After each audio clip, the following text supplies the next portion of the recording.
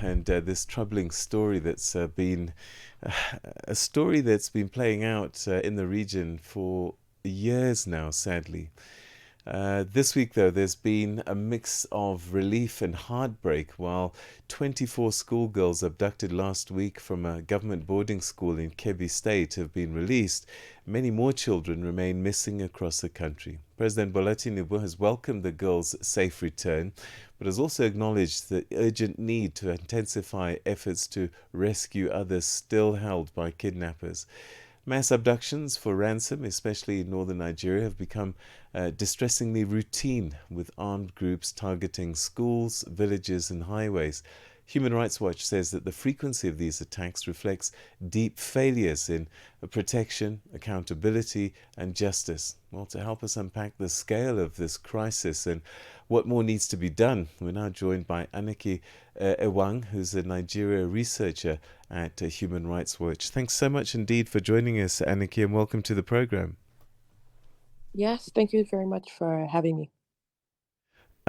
Your thoughts on the release of 24 girls? I guess relief for their families, but with more than 300 that were taken in the first instance, there's still a lot of sadness.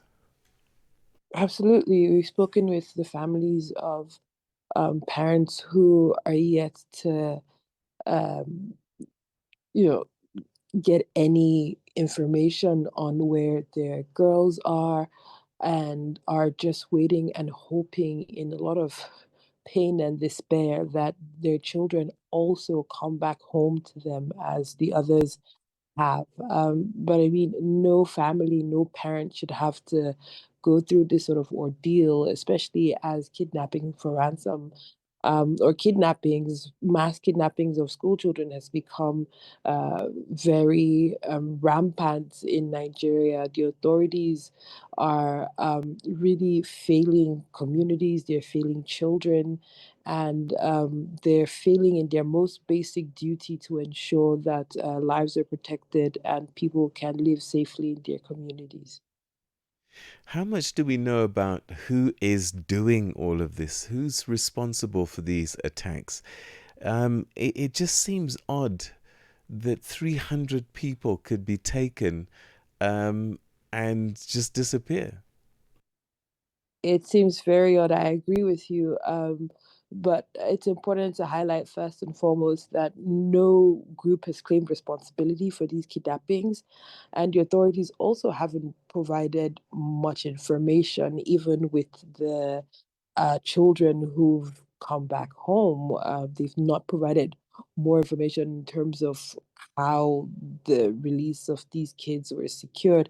But I think it's important to note that in Nigeria's northwestern and north central region, we've seen in the last decade or so lots of insecurity as a result of what is termed banditry. I know it sounds quite nebulous, but banditry is, or bandits are, a colloquial term that's used to refer to criminal groups that have emerged following years of Farmer-headed conflict in the region. These groups are said to be in their thousands. I mean, the number of the members of the group is said to be in their thousands.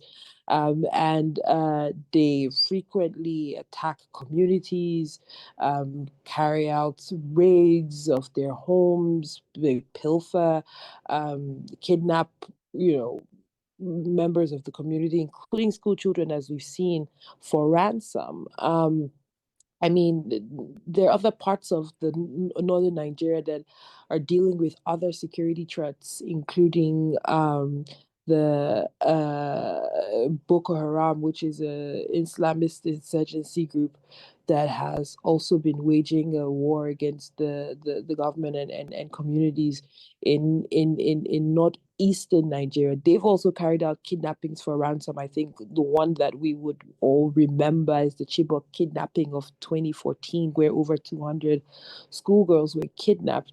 So, I mean, this is something that has been at play for a while now.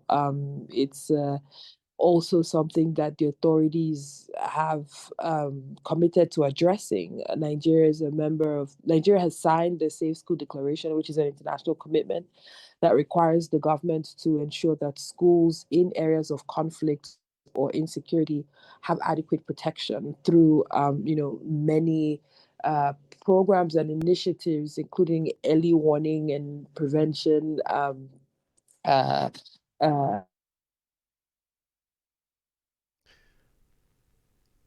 Are you still there, Anietie? Hello, Anietie, is still. All right, it more looks like we generally. may. We're all right, Aniki.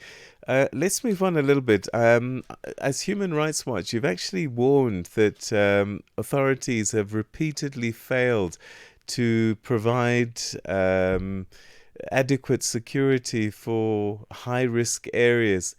Do we know why? What are the authorities saying about maybe gaps in intelligence, but also just not deploying enough resources in high-risk areas?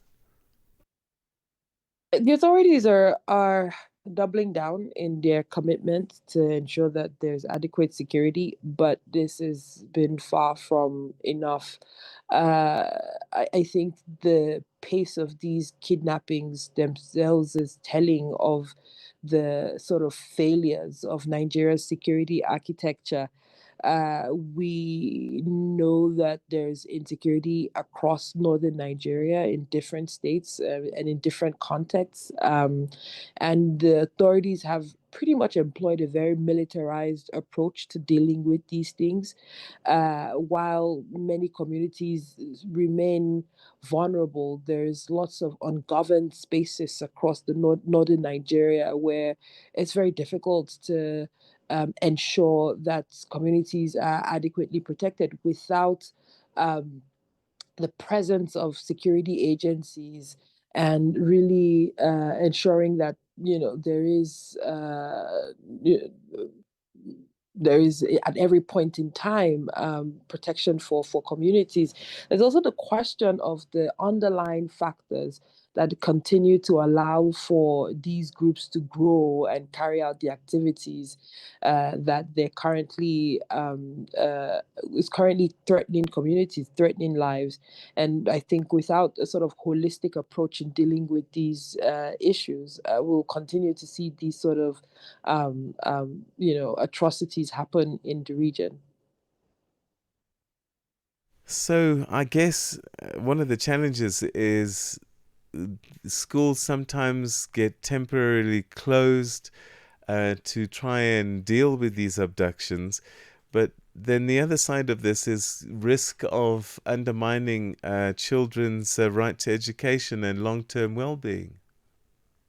Absolutely. I mean, the authorities from time to time would carry out these school closures to ensure that there's safety and we prevent more of these mass kidnappings. But on the other hand, it's really detrimental to children without any sort of adequate measures in place to ensure that there's continuity in their education. Many kids just completely fall off the path. The indices for education in northern Nigeria are already very low, and so when we have these sort of mass school closures, it's often very difficult for children to go back to school without any sort of concerted effort by the authorities or civil society to ensure that they do so. And in many cases, there isn't a holistic approach to ensuring that these children actually stay on the path of school.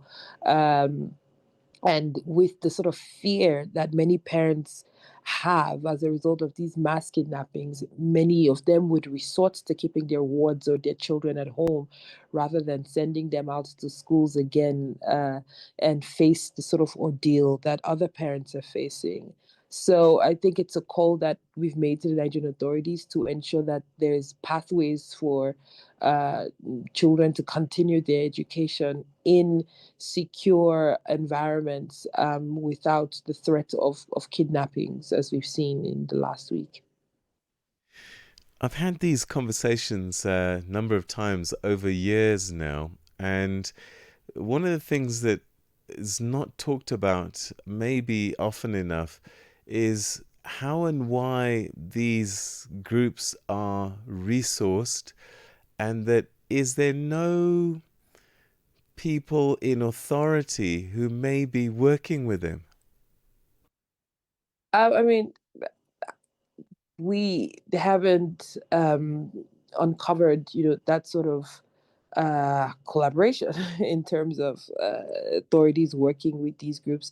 It is something that is put out there often, but I think it's important to highlight that as Human Rights Watch, we've not made that link. I think it's a situation where groups carry out these kidnappings for ransom. I mean, we hear of the mass kidnappings of school children because it's heartbreaking and it makes the rounds, it makes the news. But on the other hand, these kidnappings are ongoing almost daily in communities across, especially northwestern Nigeria and to an extent, north central Nigeria.